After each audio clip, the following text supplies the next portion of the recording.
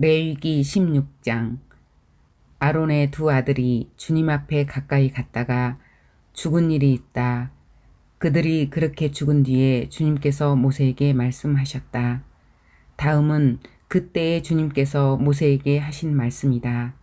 너는 너희 형 아론에게 죽지 않으려거든 보통 때에는 휘장 안쪽 거룩한 곳 곧 법궤를 덮은 덮개 앞으로 나아가지 말라고 일러라.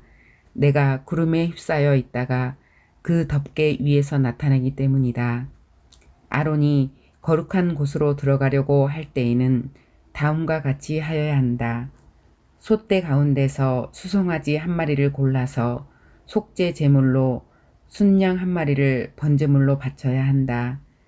그는 모시로 만든 거룩한 속옷을 입고 그 안에는 맨살에다 모시로 만든 홑옷을 입어야 한다. 모시로 만든 띠를 띠고 모시로 만든 관을 써야 한다. 이것들이 모여서 거룩한 옷 한 벌이 된다. 그는 먼저 물로 몸을 씻고 나서 그 다음에 이 옷들을 입어야 한다. 그런 다음에야 그는 이스라엘 자손의 회중이 속죄 제물로 바치는 순염소 2마리와 번제물로 바치는 순양 1마리를 받을 수 있다. 아론은 자신을 속하는 속죄 제물로 수소를 바쳐 자기와 자기 집안의 죄를 속하여야 한다. 또한 그는 순염소 2마리를 끌어다가 회막 어귀에 주 앞에 세워놓고 그 순염소 2마리를 놓고서 제비를 뽑아서 주에게 바칠 염소와 아사셀에게 바칠 염소를 결정하여야 한다. 아론은 주의 몫으로 뽑힌 순염소를 끌어다가 속죄 제물로 바치고 아사셀의 몫으로 뽑힌 순염소는 산채로 주 앞에 세워두었다가 속죄 제물을 삼아 빈들에 있는 아사셀에게 보내야 한다. 아론이 자신을 속하는 속죄 제물로 수소를 바쳐 자기와 자기 집안의 죄를 속하는 예식은 다음과 같다. 그는 먼저 수소를 잡아 자신을 속하는 속죄 제물로 바쳐야 한다. 그리고 주 앞에 제단에 피어있는 숯을 향로에 가득히 담고 또 곱게 간 향기 좋은 향가루를 2손으로 가득 떠서 휘장 안으로 가지고 들어가서 주 앞에서 향가루를 숯불에 태우고 그 향타는 연기가 증거의 위에 덮개를 가리우게 하여야 한다. 그래야만 그가 죽지 않는다. 그런 다음에 그는 수소의 피를 얼마 받아다가 손가락으로 찍어서 덮개 너머 곧 덮개 동쪽 부분에 1번 뿌리고 손가락으로 피를 찍어서 덮개 앞에 7번 뿌려야 한다. 이어서 아론은 백성이 속죄 제물로 바친 순염소를 잡아 그 피를 휘장 안으로 가지고 들어가서 수소에 피를 뿌릴 때와 마찬가지로 덮개 덤어와 덮개 앞에 뿌려야 한다. 이렇게 하여 그는 성소를 성결하게 하여야 한다. 이스라엘 자손이 부정을 탔고 그들이 온갖 죄를 지었으므로 성소마저 부정을 탔기 때문이다. 그는 같은 방법으로 회막도 성결하게 하여야 한다. 부정탄 백성이 드나들어서 회막도 부정을 탔기 때문이다. 아론이 자기와 자기 집안과 이스라엘 온 회중의 죄를 속하려고 성소 안으로 들어가서 예식을 올리는 동안에는 아무도 회막 안에 있어서는 안 된다. 성소 안에서 치르는 예식이 끝나면 아론은 주 앞에 있는 제단으로 나아가서 그 제단을 성결하게 하는 예식을 올리고 잡은 수소의 피와 순염소의 피를 받아다가 제단 뿔에 돌아가면서 발라야 한다.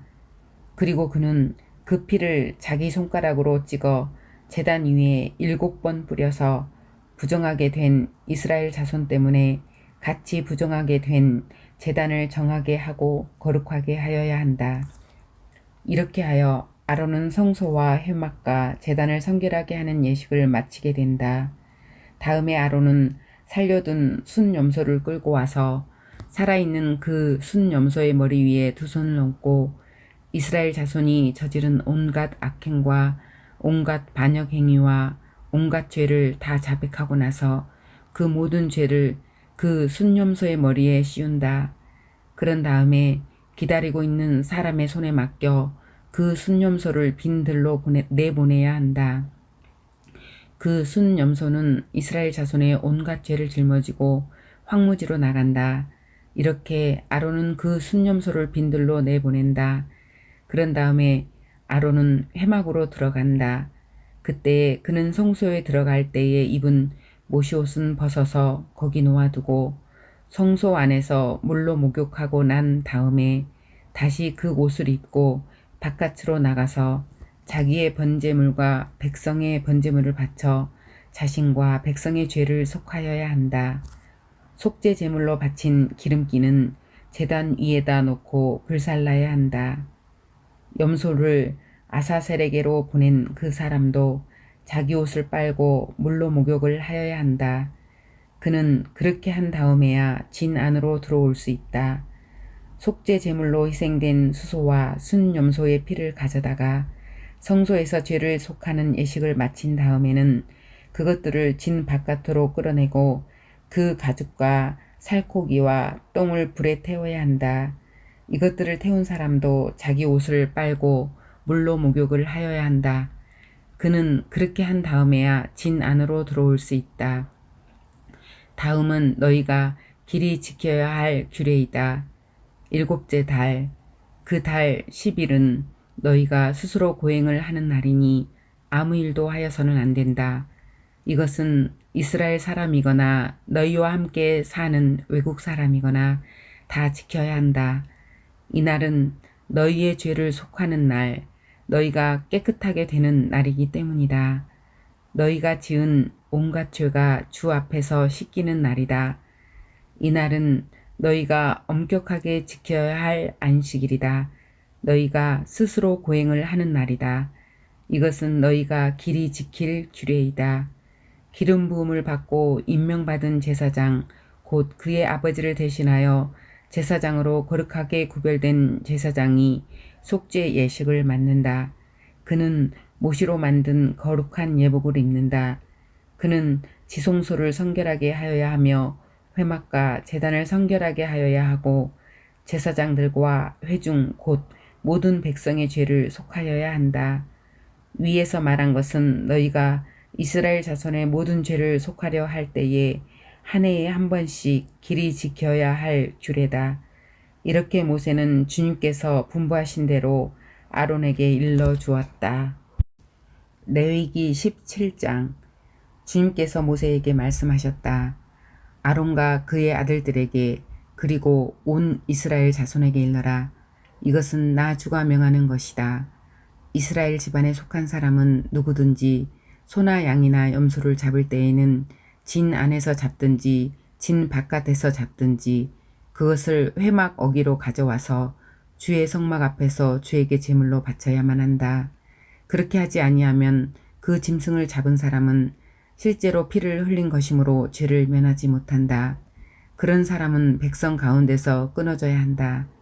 그렇기 때문에 이스라엘 자손은 들판에서 죽이려고 한 짐승을 주에게 가져와야만 한다.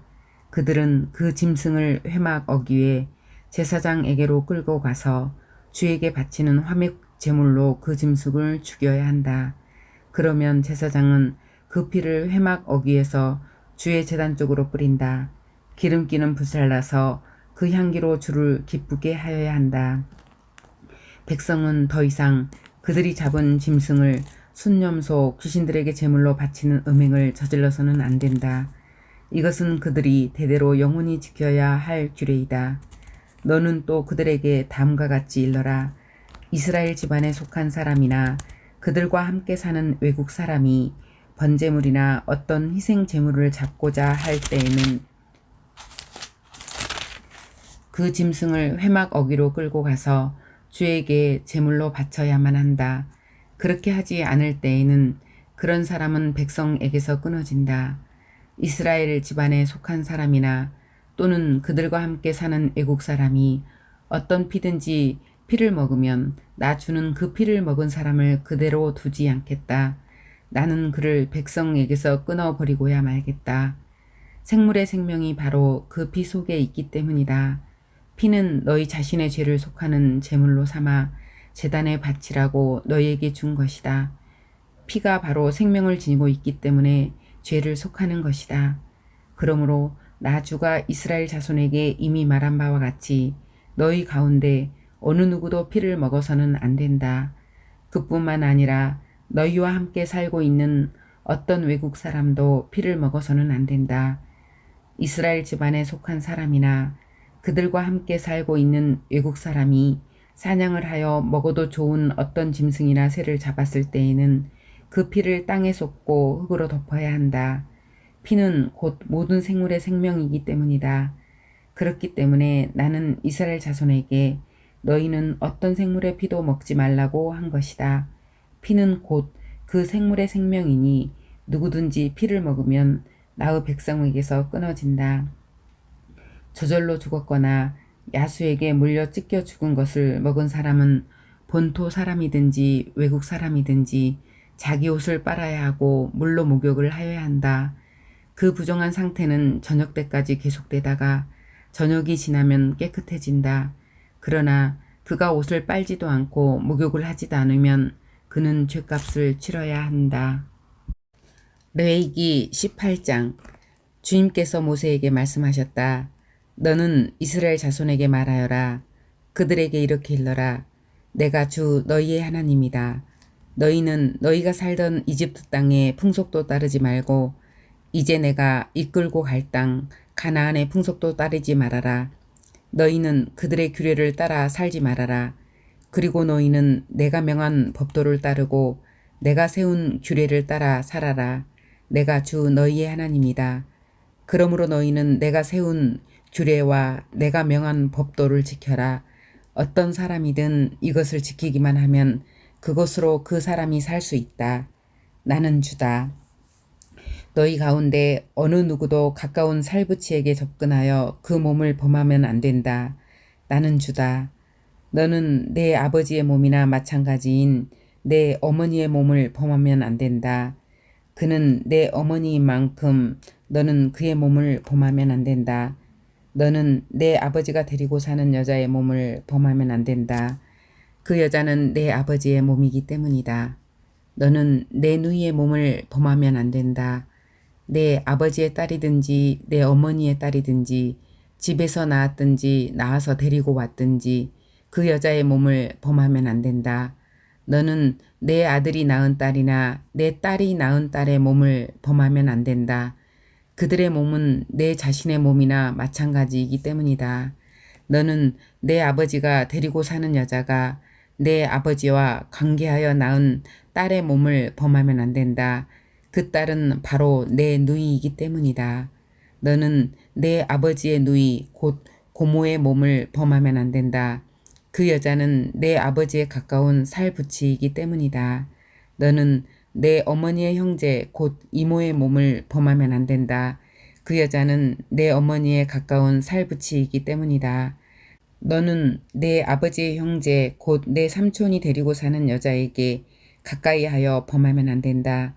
그 여자를 범하는 것은 곧 내 삼촌의 몸을 부끄럽게 하는 것이기 때문이다. 그 여자는 내 숙모이다. 너는 내 며느리의 몸을 범하면 안 된다. 그 여자는 내 아들의 아내이기 때문이다. 그러므로 너는 그 여자의 몸을 범하면 안 된다. 너는 내 형제의 아내 곧 형수나 제수의 몸을 범하면 안 된다. 그 여자는 내 형제의 몸이기 때문이다. 너는 한 여자를 데리고 살면서 그 여자의 딸의 몸을 아울러 범하면 안 된다. 너는 또한 그 여자의 친손녀나 외손녀를 아울러 데려다가 그 몸을 범하면 안 된다. 그 여자의 딸이나 손녀들은 바로 그의 살부치이기 때문이다. 그들을 범하는 일은 악한 일이다. 너는 내 아내가 살아있는 동안에는 내 아내의 형제를 첩으로 데려다가 그 몸을 범하면 안 된다. 너는 여자가 올경을 하고 있어서 몸이 불결한 기간에는 여자에게 가까이 하여 그 몸을 범하면 안 된다. 너는 이웃의 아내와 동침하여 정액을 쏟아서는 안 된다. 그 여자와 간통하면 내가 더럽게 되기 때문이다. 너는 내 자식들을 몰래에게 희생제물로 바치면 안 된다. 그렇게 하는 것은 내 하나님의 이름을 더럽게 하는 일이다. 나는 주다. 너는 여자와 교합하듯 남자와 교합하면 안 된다. 그것은 망측한 짓이다. 너는 어떤 종류의 짐승과도 교접하면 안 된다. 그렇게 하는 것은 내 자신을 더럽게 하는 일이다. 여자들도 또한 어떤 짐승하고든 교접하면 안 된다. 그렇게 하는 것은 성을 문란하게 하는 행위이다. 위에서 말한 것 가운데 어느 하나라도 저지르면 이것은 너희가 스스로를 더럽히는 일이니 그런 일이 없도록 하여라. 내가 너희 앞에서 쫓아낼 민족들이 바로 그런 짓들을 하다가 스스로 자신을 더럽혔다. 따라서 그들이 사는 땅까지 더럽게 되었다.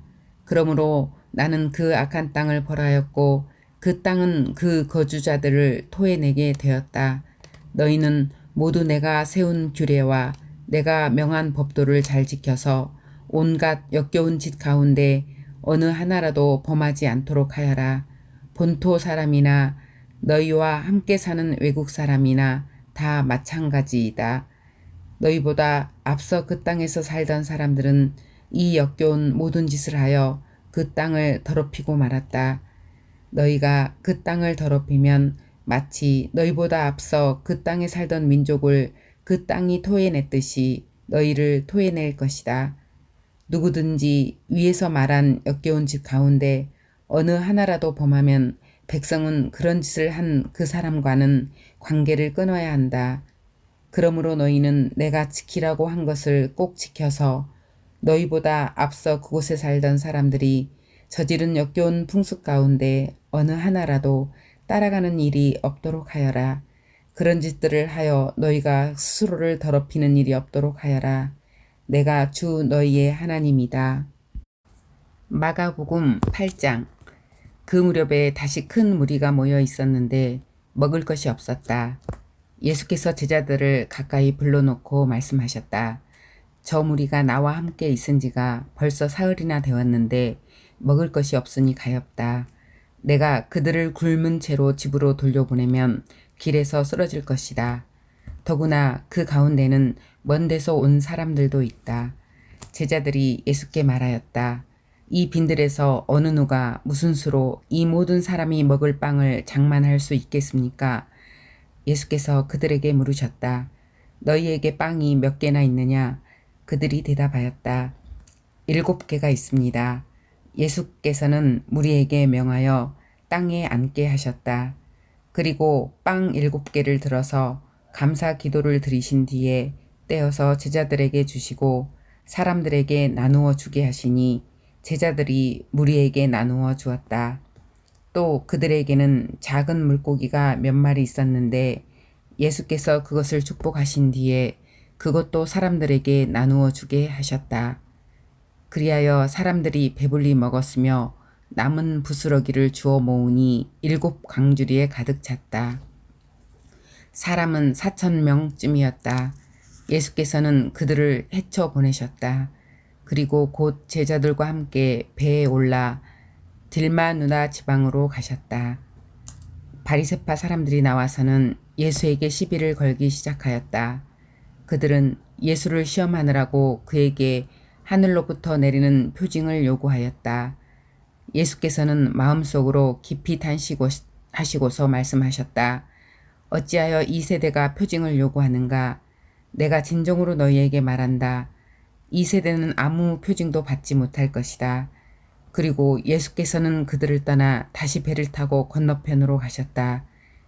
제자들이 빵을 가져오는 것을 잊었다. 그래서 그들이 탄 배 안에는 빵이 1개밖에 없었다. 예수께서 제자들에게 경고하여 말씀하셨다. 너희는 주의하여라. 바리새파 사람의 누룩과 헤롯의 누룩을 조심하여라. 제자들은 서로 수군거리기를 우리에게 빵이 없어서 그러시는가 보다 하였다. 예수께서 이것을 아시고 말씀하셨다. 어찌하여 너희는 빵이 없는 것을 두고 수군거리느냐? 아직도 알지 못하고 깨닫지 못하느냐? 너희의 마음이 그렇게도 무디어 있느냐? 너희는 눈이 있어도 보지 못하고 귀가 있어도 듣지 못하느냐? 기억하지 못하느냐? 내가 빵 5개를 5,000명에게 떼어 주었을 때에 너희는 남은 빵 부스러기를 몇 광줄이나 가득 거두었느냐? 그들이 그에게 대답하였다. 12광줄이입니다. 빵 7개를 4,000명에게 떼어 주었을 때에는 남은 부스러기를 몇 광줄이나 가득 거두었느냐? 그들이 대답하였다. 7광줄이입니다. 예수께서 그들에게 말씀하셨다. 너희가 아직도 깨닫지 못하느냐? 그리고 그들은 베세다로 갔다. 사람들이 눈먼 사람 하나를 예수께 데려와서 손을 대해 주시기를 간청하였다.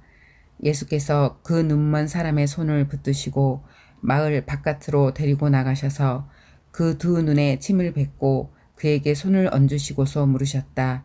무엇이 보이느냐? 그 사람이 쳐다보고 말하였다. 사람들이 보입니다.